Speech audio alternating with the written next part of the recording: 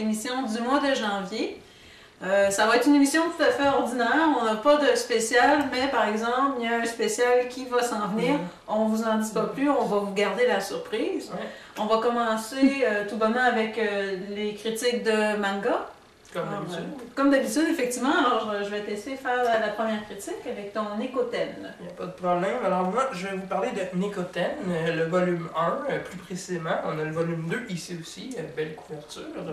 Donc, voilà, c'est sorti chez les éditions Asuka il y a quelques années. Maintenant, Asuka s'est fait acheter par... Kazemanga. Par Kazemanga. Mais ils ont laissé Asuka sur la pochette. Effectivement. Donc, voilà, c'est l'histoire tout bonnement d'une étudiante qui s'appelle Yumi, qui rentre dans une nouvelle académie qui s'appelle l'Académie Matabi. Donc, elle va là avec... en fait, ça, c'est son chat ici.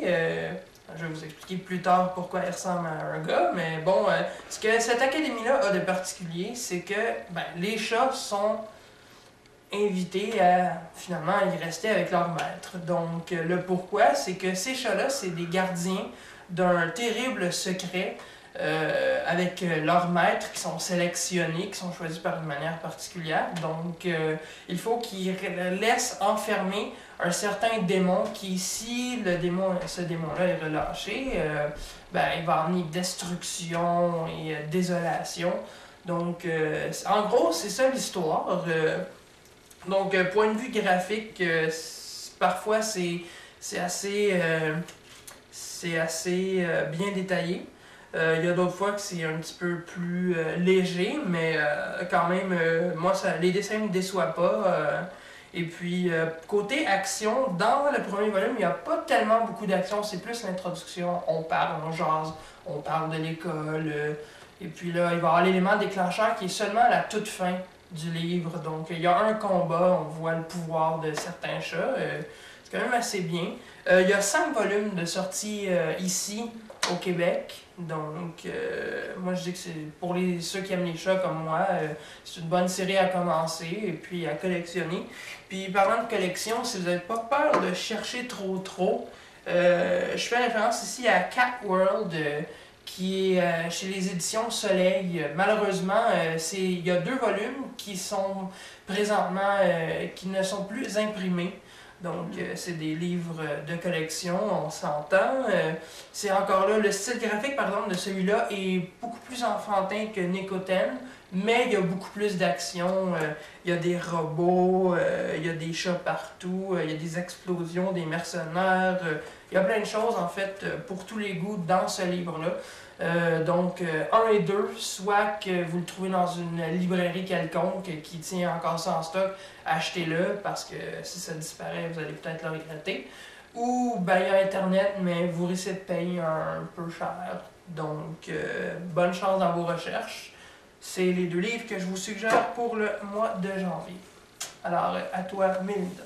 Pour le mois de janvier, j'ai décidé de prendre des séries qui étaient pour adultes, donc ce qu'on appelle des seinen. Et pour ma série en manga, c'est la série Monster. Elle se retrouve aussi en anime. Le seul problème, c'est que ça n'a tellement pas été assez populaire en animé qu'ils ont fait un coffret des 15 premiers épisodes et ils ont arrêté. Au Japon? Aux États-Unis. Au Japon, c'est sorti au complet, mais aux États-Unis, tout ce qu'on peut retrouver, à l'exception évidemment d'Internet, c'est le coffret des 15 premiers épisodes. Alors, comme je pouvais pas parler de l'anime, j'ai décidé de parler du manga. De toute façon, l'histoire de un ou l'autre, c'est vraiment pareil. C'est à peu près comme Death Note, le manga et l'anime, ça suit le point pour point. Bien.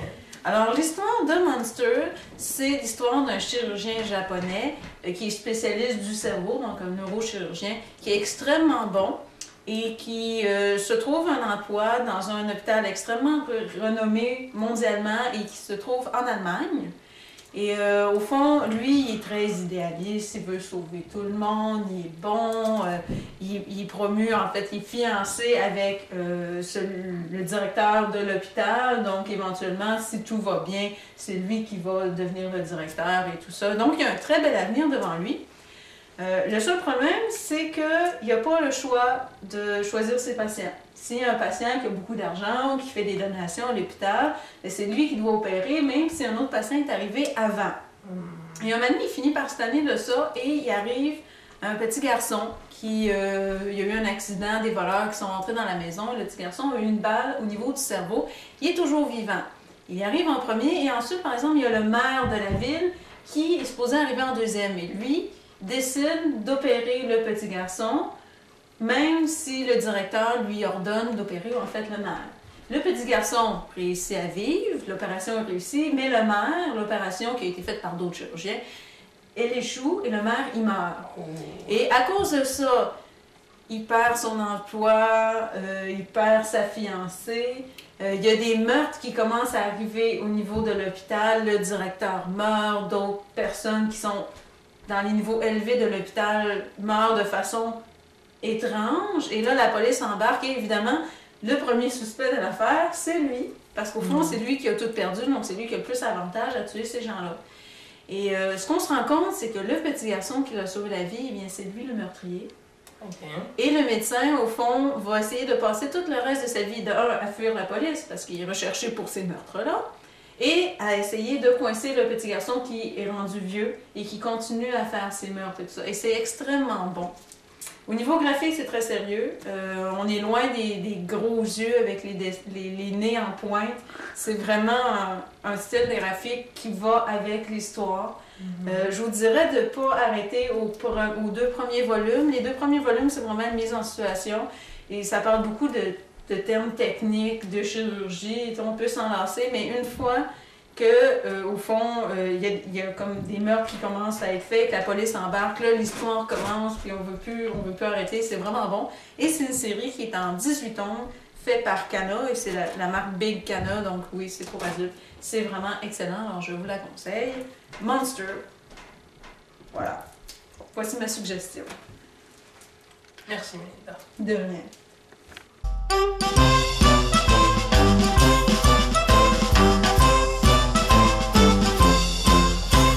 Alors, re-bienvenue. Alors, c'est maintenant le temps du produit surprise du mois. Oui. Et aujourd'hui, on a décidé de faire ça spécial. Ça va être sous le thème chaise musicale. Alors, Richard, pendant que tu vas te bander les yeux pour être sûr de ne rien voir, je vais vous expliquer à vous comment on va procéder. Alors, évidemment, la chaise musicale, on parle la musique. On a 2 boîtes, c'est des boîtes qui viennent d'arriver de nos distributeurs des États-Unis pour la boutique. Donc, c'est rempli de plein de goodies et on ne sait pas qu'est-ce qu'ils ont mis dans quelle boîte parce qu'on en a reçu plus que 2, évidemment. Donc, c'est vraiment un produit surprise. Et quand la musique arrête, eh bien, Richard, la boîte qui est devant toi, c'est la boîte qu'on va choisir pour ouvrir et prendre un article qui est à l'intérieur. Et écoutez bien la musique parce que c'est un petit indice sur un sujet qu'on va vous parler pour le prochain épisode, celui du mois de février. C'est beau? OK. C'est parti!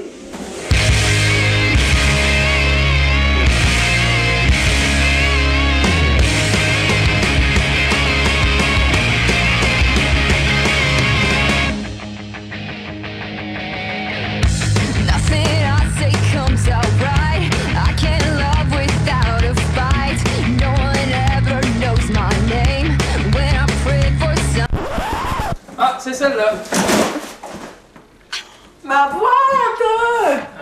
Ça va là! Qu'est-ce que... Oups. Tu l'as toute pété! Désolé. T'as pété ma boîte! Arrête! Je vais te replacer ça, là, quand même. Comment tu vas faire? Ben, tu vas voir. Non, mais arrange-moi ça avec ton fameux plan. Hein? Ça va, hein? Tu vois? Hein? Comment t'as fait? Bah, je veux dire, j'ai étudié. Ah ouais? Tu devrais en apprendre ton truc, j'aimerais ça moi aussi. Ah. Ben on va continuer maintenant que la Ben boîte est vide. Pourquoi Est pas? toute remplie maintenant, Richard. Choisis l'article que tu veux.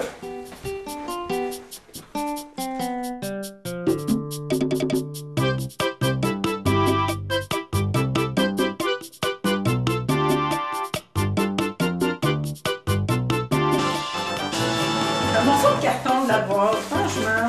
Désolé.